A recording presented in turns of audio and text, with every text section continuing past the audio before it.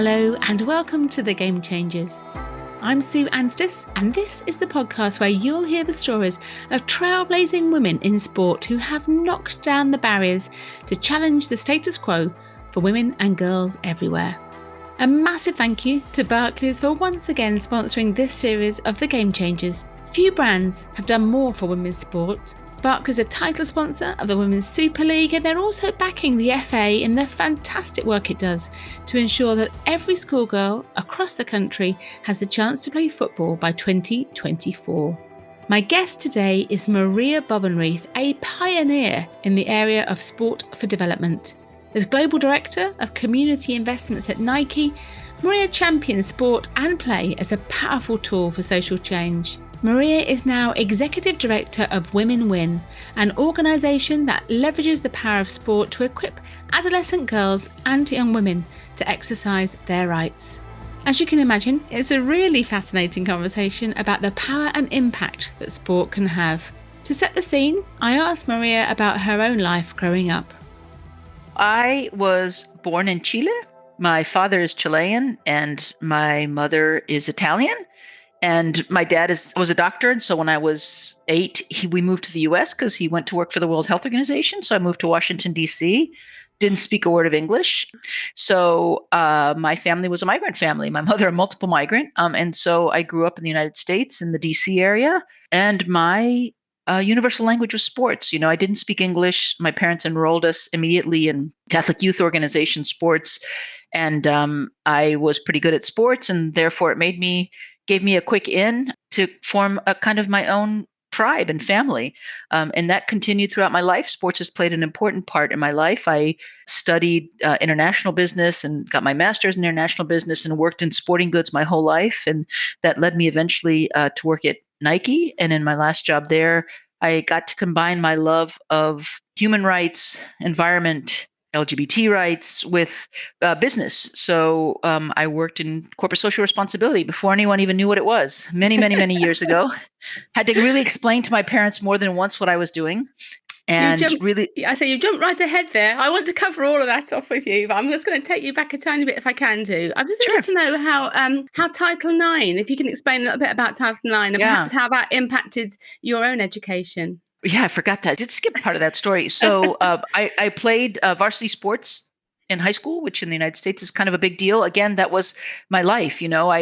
I had been actually put in remedial classes because we didn't have English as a second language. And so when I arrived in American fourth grade, I was 8 years old. I did not speak English. And so they put us in what was then known as remedial with the kids that, had learning difficulties. And so I was really an underachiever academically, honestly, until college.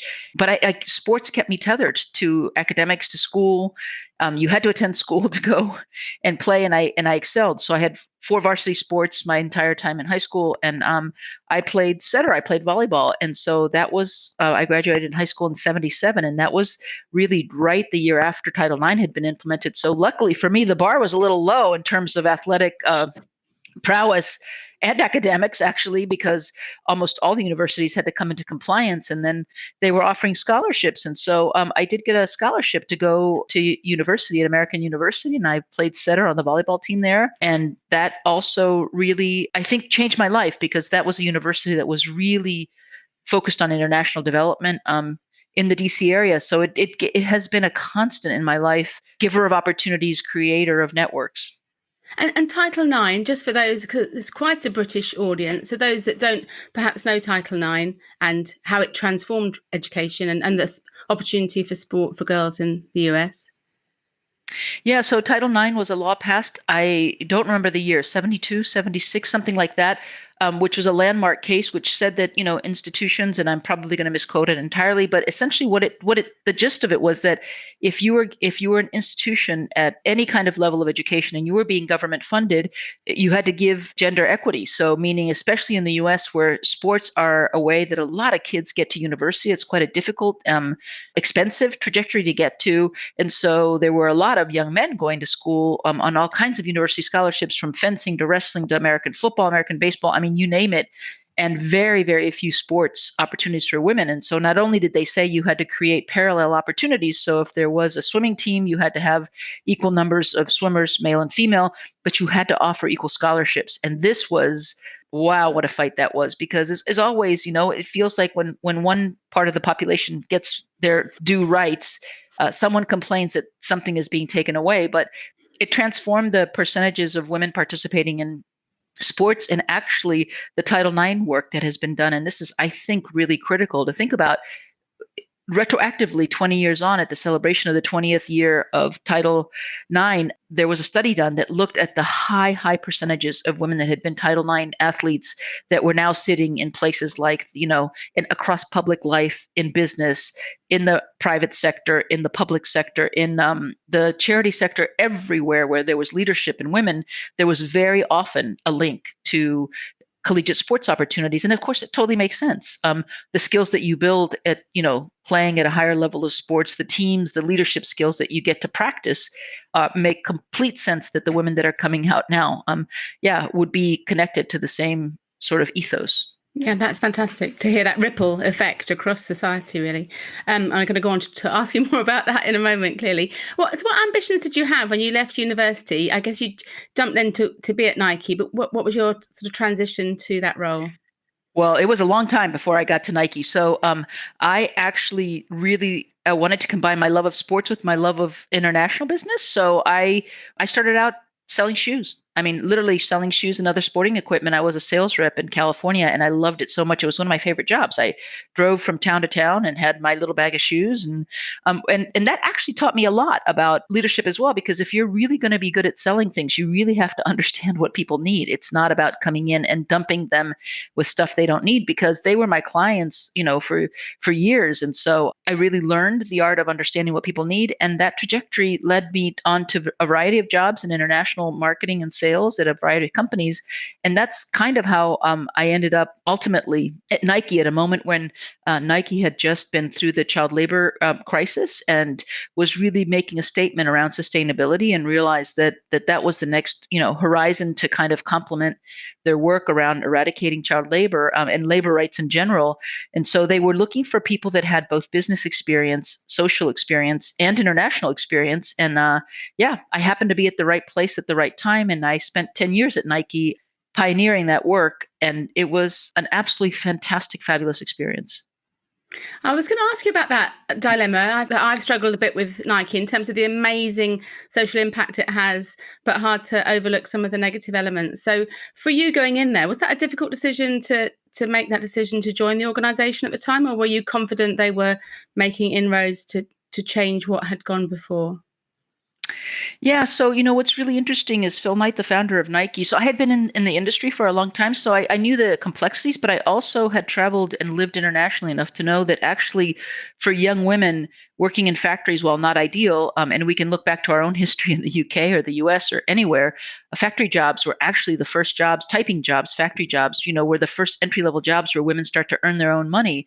And so the challenge that was really there, which I think is still exists around fast fashion, is that the model fundamentally is exploitative, right? And so that's just a very difficult thing to address. However, I will say that what I really loved about being at Nike in particular is that there was really a true commitment to changing things. And when I was there, it was probably about 80,000 employees. It must be many more than that because I've been gone for 10 years. But almost every person I met at Nike went from being extremely proud of a company that was, to being really thoughtful about not only the topic of labor and child labor and labor inequity, but really the topic of the environment. And these folks really wanted to make things better. And so the answer is it's complex, but I believe it's better to sit at the table and try to improve things.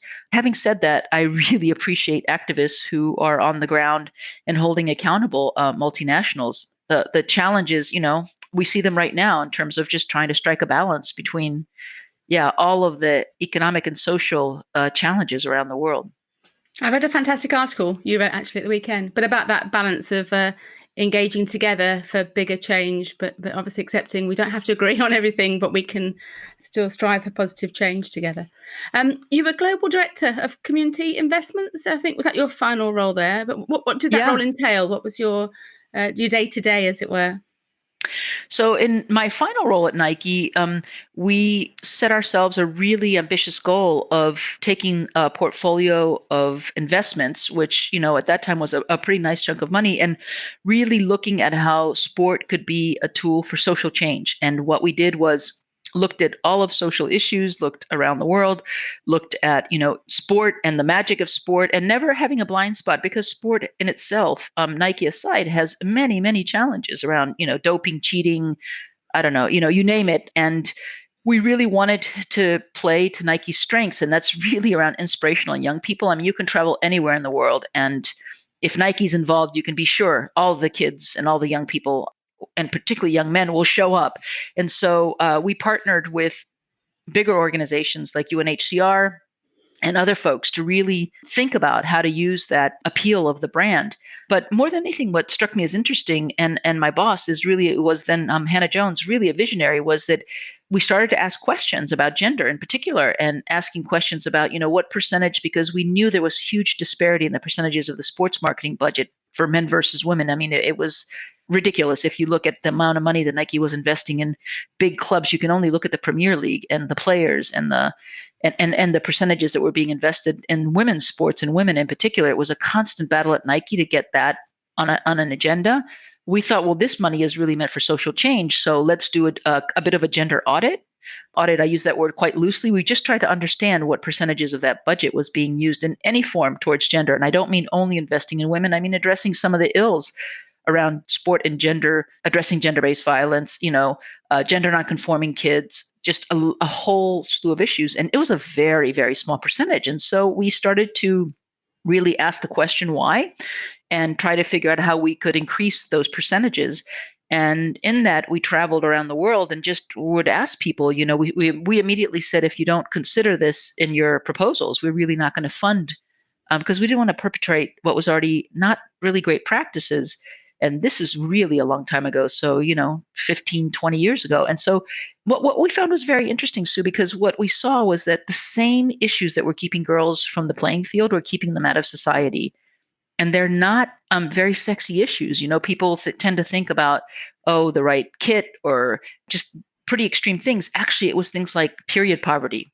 So if you don't have a way to manage your menstrual period 1 week a month, it's not that you only don't play sports, you actually don't go to school.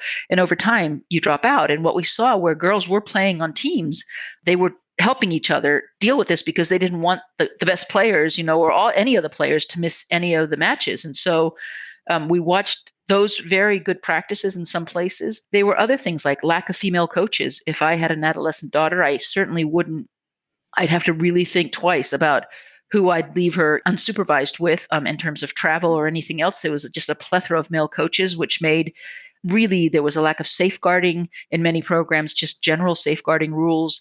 There was a lack of safety to and from, travel, but that's meant that girls really didn't have safety in their communities in terms of access to the field. So when we kind of proposed to the communities, hey, if we start picking these things off, lack of changing rooms. So, there was no place for girls to use the toilet and changing rooms.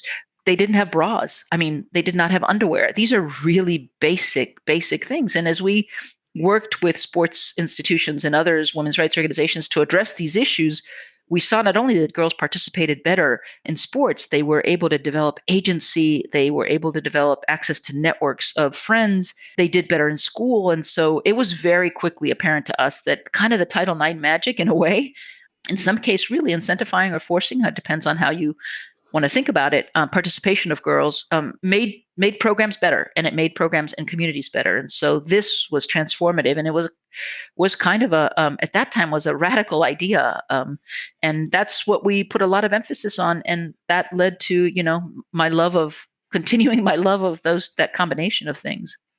And can you tell us more then, I guess, that natural transition into Women Win, how that was created and how you became involved? Yeah, so I at the same time had been on a trajectory. Actually, had started at Cambridge University doing a postgraduate program on partnership brokering.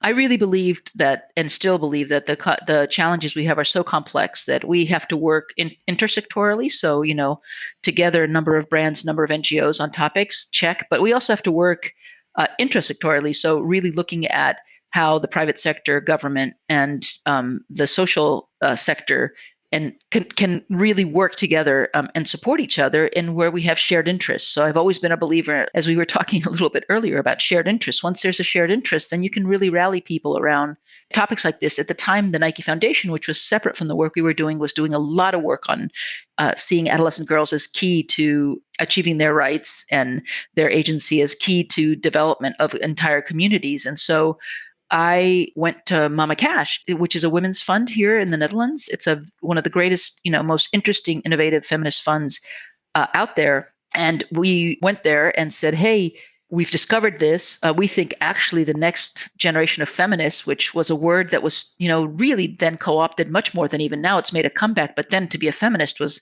almost something no one wanted to admit.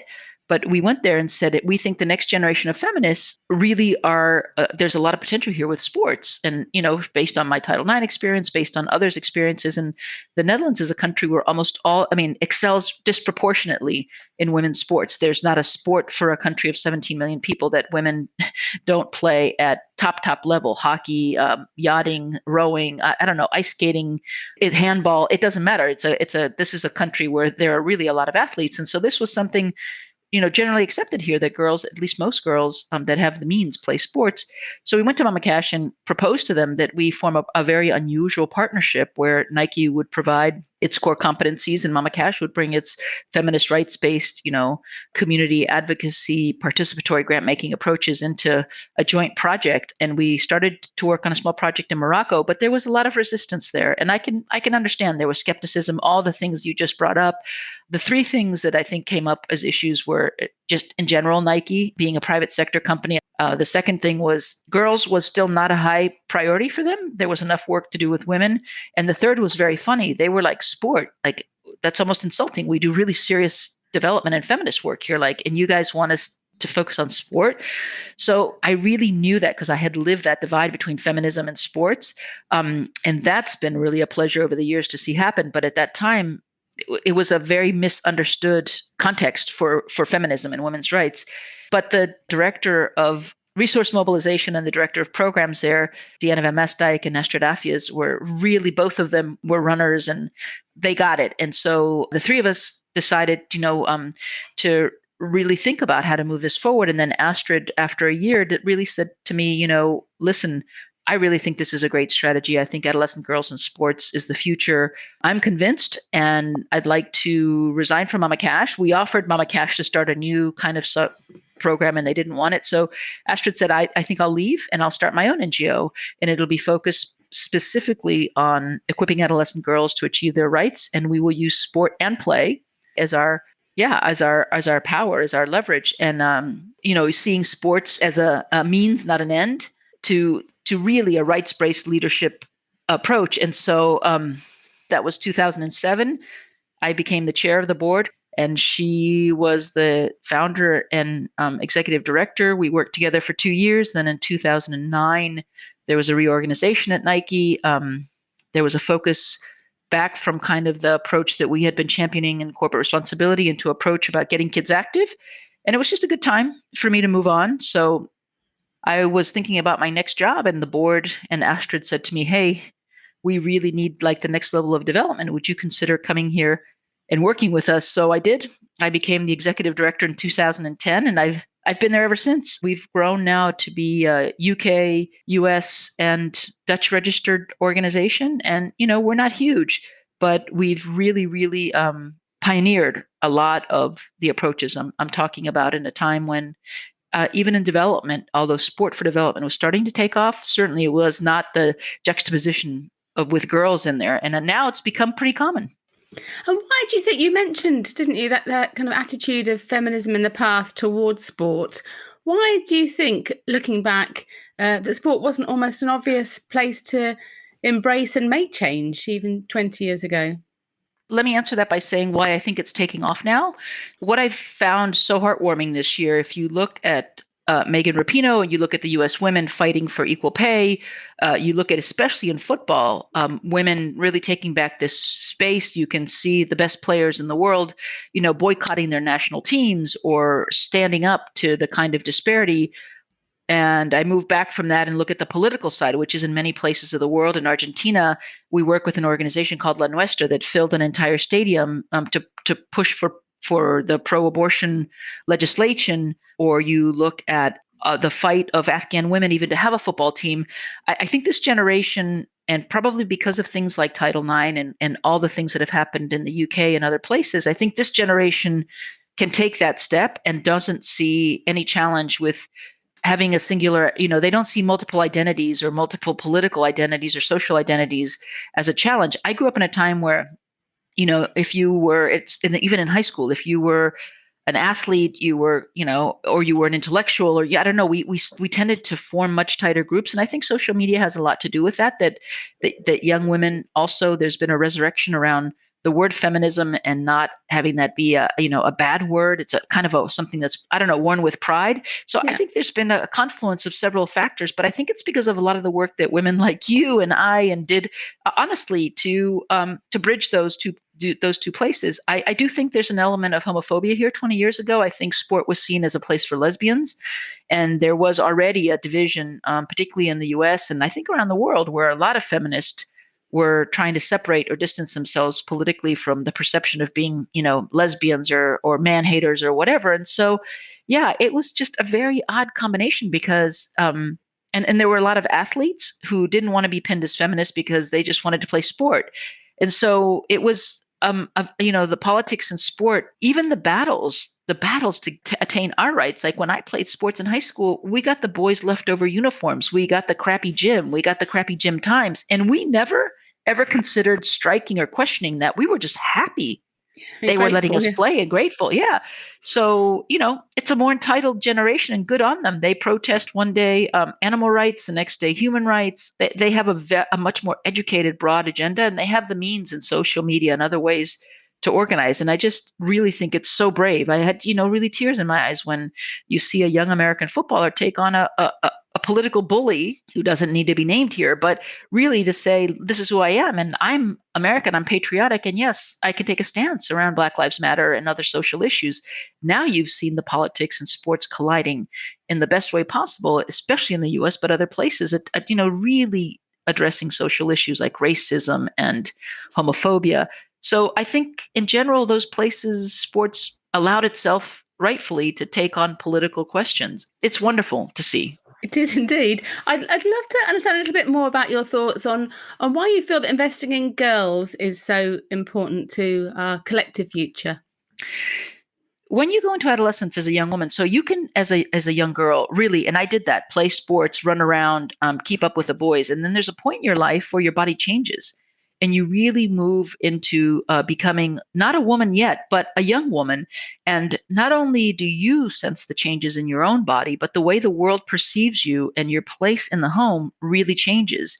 In many parts of the world, and in my family was not a very conservative, but a pretty traditional Latin family. And my father didn't think that, he wasn't that interested in the girls in the family playing sports. There was just a lot of association then of femininity. So my mother's idea was for us to be, quiet, to be feminine, whatever that meant, to pay attention to the things that were going to make us more appealing, I think, especially to men. And that's, that was kind of the history of that. And in many parts of the world, you really become in danger then of early and forced marriage, of female genital mutilation, of, of moving from being property of your family to being property of your husband's family. And so the age between 12 and 16, what we know from many studies is if you can stay in school, and it's also true in many parts of the UK, those are the high risk behaviors.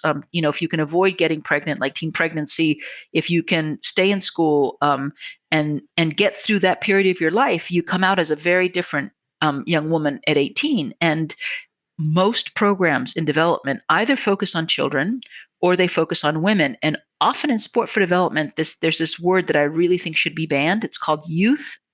Youth is an euphemism for young men. It's very rarely when you talk about youth, this is a youth program. When you look at the numbers, and that's what I learned at Nike, if you really unpick the numbers, it's very few girls. They're not welcoming for girls. So from a development standpoint, our societies, and we know that that the many challenges if girls marry too young or marry too early or have children and can't control their bodies, if they're subjected to sexual violence, the entire family and the entire society suffers. So well-educated, but young women who postpone having children, who postpone marriage, will do better and have the right to do so. And we will all do better because of that. So you don't get to be 21 and all of a sudden, become a politician or a business person. We need to invest in young women in the UK, in the US, in other parts of really the global north. What we see now is things about body shaming. 1 in 4 girls in the UK is self-harming. And so I really think that while the stakes have changed and many things have improved, we've seen teen pregnancy go down, we still, our girls are disproportionately at risk from so many things online and peer pressure. There's just still this constant pressure for girls to look a certain way and be a certain way. And we have a responsibility as a society to navigate that and mitigate that so that we have, healthier human beings who already have leadership but get a chance to practice that leadership. I've got so many questions for you, but my next question, I was going to take you on the leadership question. I've heard you talk before about it's not about helping girls to become leaders. Can you talk a little more around that? Yeah, we're not there to do anything but give girls the opportunity to practice their innate born leadership. And I really do argue. There's a professor named Fred Coulter who told me once, and I think it's true. It really made me think about this, that many of the girls that end up enrolling in sports programs, which they find resistance to in their communities, we're going to be successful anyway, just because innately they have a kind of courage and leadership. But every single girl has innate leadership. It's in her. What sports does is it gives you the opportunity to practice that leadership, to develop that leadership, to fall down and get up, to raise your hand and use your voice, pass me the ball, things that we are so counterintuitive to what they're taught in every day, to be quiet, to sit quietly, to be demure. And I just think that that is what's the role that sports plays, which I really argue very few other things can give you. Even if you're not a great athlete, getting on a team, showing up, standing up, playing together, winning, losing, and doing it all over again. These are the life lessons that we know many, many successful men got to do. And I think girls really, really deserve that opportunity. I was looking again at your annual report and truly shocked. I feel I know the statistics, but I clearly don't, in terms of early marriage rates and the death of young women in pregnancy and childbirth and all that you've mentioned there in terms of gender-based violence, really. So how do you personally not become overwhelmed by all you witness, clearly having a massive impact? But even reading that, I felt distressed, reading those statistics. Yeah, well, just statistically, there are, I don't know, probably close to 700. I don't know the number exact anymore, but 700 adolescent girls in the world, and a huge disproportionate number of them are really at risk. And like I said, even the ones that have huge amounts of wealth and opportunity during this period, it's just hell, and very few of us get through it unscarred.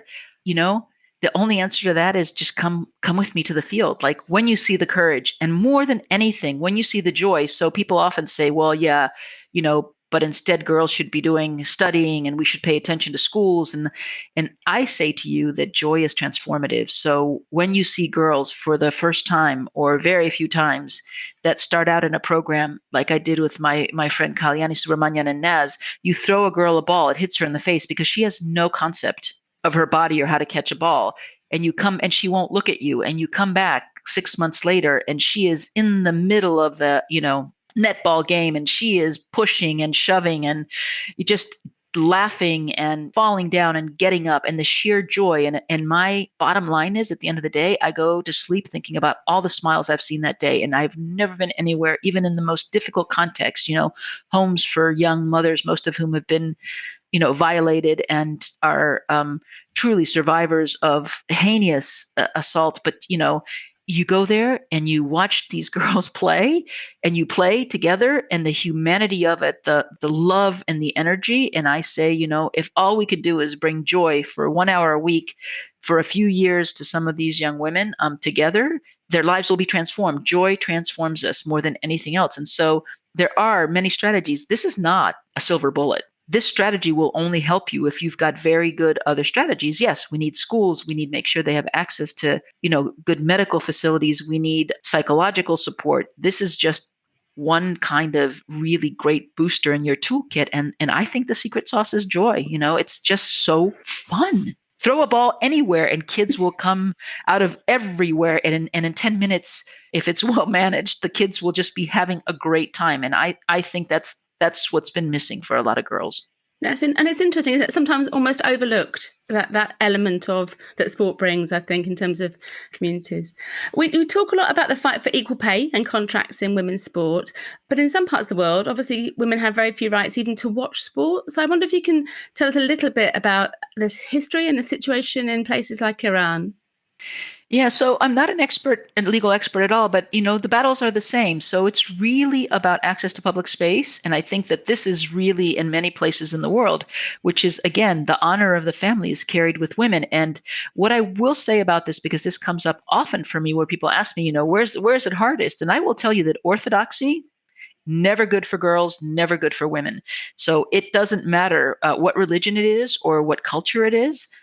If there's orthodoxy, what is first compromised are girls and women's rights. And it's a way of controlling us and controlling young women. And so I think that when those battles are won, like the public stadium, and when people and to their credit, FIFA really step in and force those changes, or in Afghanistan, where they really forced there to be a women's team and then forced out men who are abusing the girls on the team, and the IOC forced in 2012 London teams to bring women.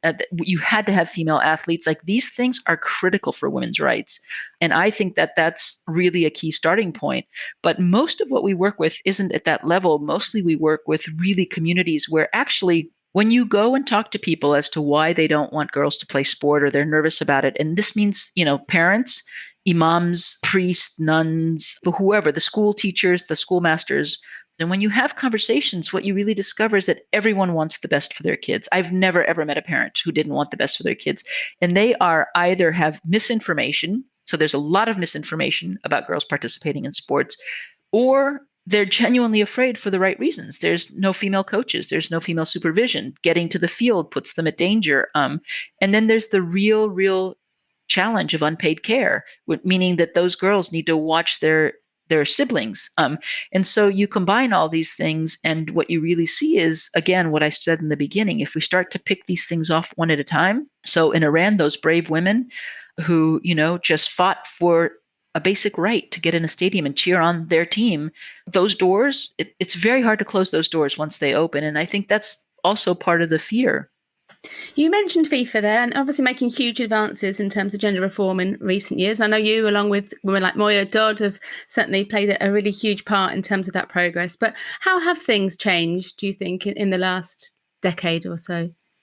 Well, I can't even put my name in the same sentence with Moya Dodd in terms of the bravery of, she's one of my sheroes. I mean, she has been in the lion's den, and she does it in the nicest, kindest, with that Australian accent that you don't even know what's happened before it's happened to you. But Moya is one of the bravest people I know. I mean, she has really, with the level of integrity and kindness and understanding, and she's a great listener, But I think over time, what's happened is that the world has moved and the accountability has moved. And while it's really imperfect in many places, I do think that the leadership of those organizations is really understanding the benefits actually of having the diversity, the benefits of the growth and explosion of women's football. Like, that's where a lot of the growth is coming for at national level. If you just look at the country that I live in now, my adopted country of the Netherlands, when I came to the Netherlands, there was very little money going into women's football, which is crazy, because one of the disparities that we look at, which is really interesting, is for a long time we looked at national ranking of men's and women's teams and saw that, for example, the Netherlands men would be ranked first or second, but the women's team would be ranked 20th. It was also true in the UK for a while. And it's still true of many of the Latin American countries. And then you can really see sexism in sports, because it means that they're not investing. It doesn't mean that the women aren't good athletes. If you have a system already that's producing championship men's teams, there's no reason you can't build a parallel system for women. But the investment and the will isn't there. And I came to the Netherlands and I was shocked coming from the United States, which is one of the few countries where the women's team is really high and the men's team barely made it to it was seen as a women's game. So I came to the Netherlands and was, working at Nike, and that's one of the first places I went to, was the KNVB, and to our team at Nike who was working in football. It was a huge investment. Nike sponsored the Dutch national team, and they were like, football? Women don't play football here. Real women play hockey. Only lesbians play football. Like, why would we invest in football when our hockey team does like that? That's the considered. So there were two elements, I think, at play, or several. There was just flat out misogyny. There was definitely homophobia. And then there's a really class aspect of football, which is, in many places, it's really been traditionally more of a working class sport, like even the young men that come up through it. And so, yeah, that was really evident. And that has changed. There have been pioneers like Vera Pauw, who's on our board, the first Dutch coach who really got the women. Once they start winning, everybody forgets about everything they believed. And this is one thing we've seen. Nationalism trumps sexism every single time, Sue. It doesn't matter where it is. Put your women and have them win a medal or have them do well in something. You can look at India. The gold medals have come from, women. And then all of a sudden, everyone forgets everything and gets behind that. And so once the Dutch women started doing well, now they fill stadiums. People are kind of tired of the entitlement, in some cases, the brattiness, or I don't know, of men's sports. And now the women's team is held up as this, yeah, and people love to watch them play. I love that phrase, nationalism trumps sexism every time. I'm going to use that. I find myself using that in the future, I'm sure. That's so true, isn't it, to articulate it in that way. You've mentioned, I guess, however much we empower women and girls in sport and physical activity. Ultimately, in many societies, it's men that will be the gatekeepers. So can you just share some of the best examples you've seen of how sport can be used to engage men and boys in this kind of narratives and actions around the rights of women and girls?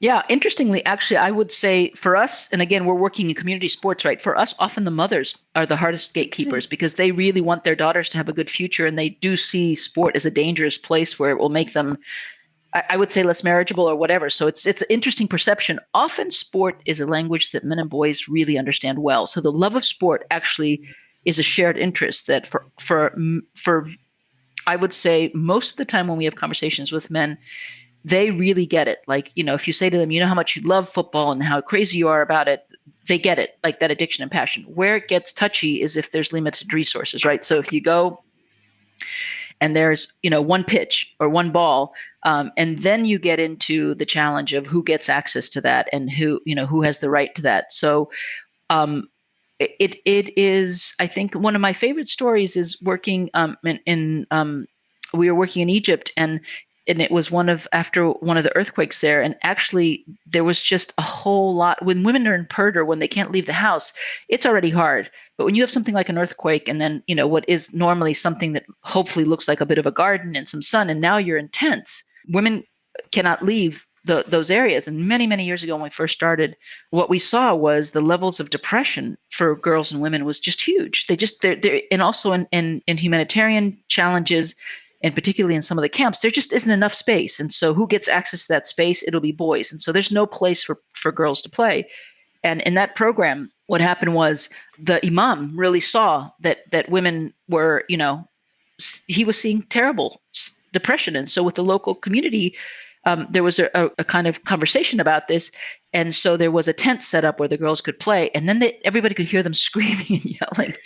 And people, like, of course, got suspicious. What are they doing in there? They were having fun. Like the idea of girls and women having fun was, somehow insulting to some of the men in the community. But the parents whose girls were in the program immediately saw the changes. And so the imam decided that, and this was really a great story, that they decided that we needed to get a bus and take the girls up into the mountains away from the camp to kind of prevent this. And he went because he wanted to see, really also, I think, wanted to see what was going on. Came back from that trip, said, every Friday he's just telling people this is really good for our community, our girls and women. Like he saw it. And so I think it's about experiencing it. And often the thing about sports is when we have programs, we always invite the families, we always invite the fathers, the brothers. And when they see what's happening, when they get the sense of it, when they see the joy, it's not very hard. This is a very, very easy sell. There's often no discussion. I've never, ever, we have worked in some really interesting places, in terms of restrictions for women. I've never worked in a situation where eventually, yes, sometimes we have to make it safe so, men can't get in. There's some things you have to take into consideration, but I've never had someone who isn't a convert once they've actually physically seen it. Fantastic. I've heard you reference that Women Win has an adopted model of successful failure. Can you Yeah. tell me a little bit more about what you mean by that? Oh yeah, no, it's our mantra. We have to fail every day. I mean, our commitment here is if we're not failing, we're not doing enough. I mean, the challenge for adolescent girls is too big, and so we really early on decided that we would have a very agile way of working, which is fail fast, fail hard, fix it, and do something else. And I mean, this is starting with a do no harm context. This is not to be like crazy cowboyish, doing crazy stuff, but we really, really have to be willing to work on the edges. Sport is an edge, and we have to be willing to take some risks and not endanger anybody, but at the same time, not be afraid, like I said, to sit down and talk to the people in the communities who are most vehemently against it, to listen to them, to go to places where, yeah, it doesn't seem like it should be the first priority. And sometimes in our best attempts, they fall short. And then we come back and think, okay, we need to do something else here because that didn't work. So what went wrong and how do we adapt and adjust? So everything we've learned, all the games we have, the methodologies, and we take some pretty excellent partners in this, with us, which is people who are experts in many areas around sport. In terms of COVID, how is that impacting your work and the future for this space? Well, so yeah, this is one of our big questions. What is the future of sports, and particularly sports and the alignment of sports and girls and women's rights? And I think it's a very, very deep question we will have to ask ourselves about, the scenarios. There's kind of four scenarios that'll happen. We hoped in the beginning there would be a gradual recovery and that we would keep the gains that we've made, because we've really had some, as you know, like better than most people, we've had some really hard fought gains. The second scenario was that we would do fits and starts, which is more what we've seen around the world, that people would be able to start playing. In the Netherlands, now if under 18 you can continue to play sports, over 18 you can't. So there's access questions and all of that. The third is really what has happened in many places, the perfect storm, where the pandemic has brought about a social, political, economic, and health crisis. And so, it's become very challenging to do anything. And then we are really optimistic and opting for the great correction. What we believe is, again, despite whatever failures we may have, we cannot accept to go 10 years back. We cannot. When the schools open and when there is, again, spaces opening, we cannot have girls go back to staying home and unpaid care. And because of the economic crisis, all of these things are a challenge. So a couple of things we've really been focusing on, which is being very realistic and saying, okay, one of the key areas that is our new passion is girls that are either institutionalized or girls or young teen moms. So even in our own programs, if you get pregnant as a teen, the chances are that we can't the programs we work with won't accommodate you. And in many places, it'll be punitive. You'll have to leave the program. Yet we really believe teen moms need access. So we have a program in Kenya that really focuses on teen moms. The reality, as hard as this is that 9 months from now we will see teen pregnancies on the rise. And so addressing those things, I think we can be really optimistic that this generation of young women have seen gains that they're not going to go back to. And really, when you look at the Olympics and all of these events that are happening, I think there's enough strength to say women's sports needs to be on equal part. As we rebuild, let's rebuild better. Let's address some of the things that weren't that great to begin with.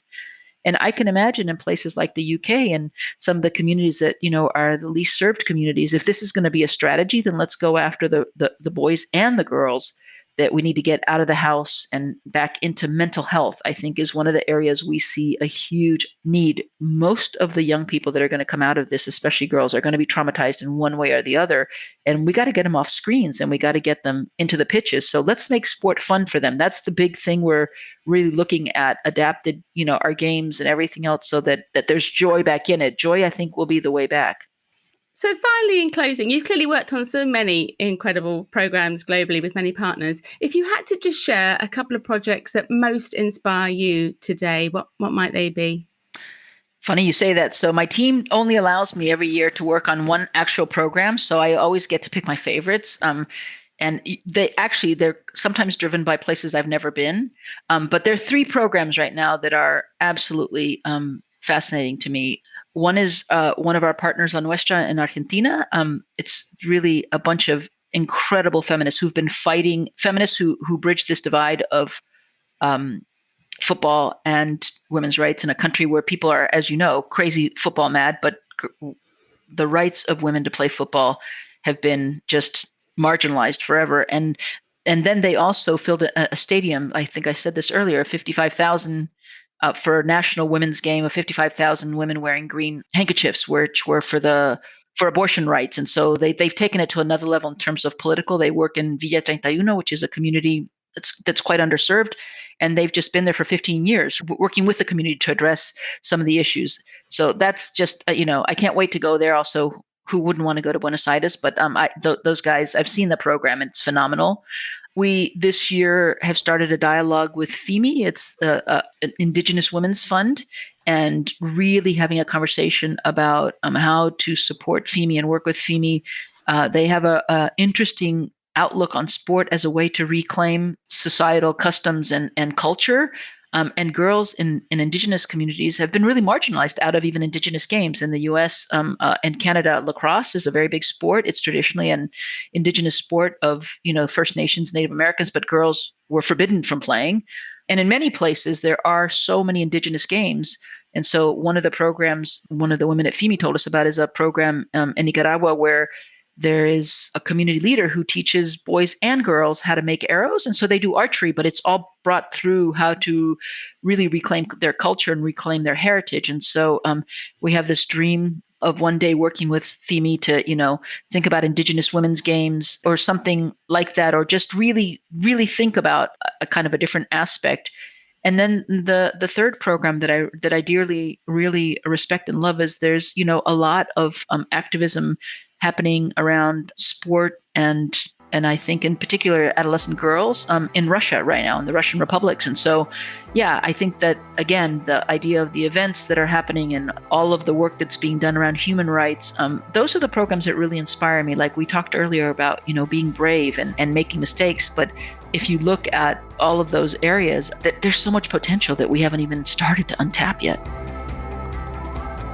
What a privilege to talk to Maria. I really hope she gets to visit those incredible programs very soon. I had so much more to ask her. Hopefully our paths will cross again in the future. It certainly inspired me to find out more about the work of Women Win and the power of sport for development. If you'd like to hear more of the stories of other influential women using sport to impact society, check out the previous guests of the podcast. They include Moya Dodd, the first woman to sit on the FIFA Council, Jo Bostock, co-founder of the Women's Sport Trust, Mary Harvey, CEO of the Centre for Sport and Human Rights, and Maggie Murphy, now General Manager at Lewis FC. Thanks again to Barclays for their ongoing support of the Game Changers, and to Sam Walker from What Goes On Media, who does a great job as executive producer of the podcast. Head over to fearlesswomen.co.uk for more information about the 58 incredible game changers featured in this and previous series. You can listen to all of them from the website, or you'll find us in all the usual podcast places, including Spotify, Apple and Google. Next week, my guest is Amanda van der Voort, the Chief Women's Football Officer at FIFPro, the Global Football Players Union. Amanda is a soccer player and coach whose previous roles include the Vice President of Fan Engagement at Major League Soccer. What does the future of representation for female athletes, female soccer players, look like around the world? And what are the opportunities? What are the challenges? And how do we make sure that the women have the support and resources that they need to compete at an elite level, right? How do we make the Women's World Cup 2023 the next level from 2019? Make sure women aren't sleeping two to a room, or they're not traveling coach class to get to the premier global event in the world. The Game Changers. Fearless Women in Sport.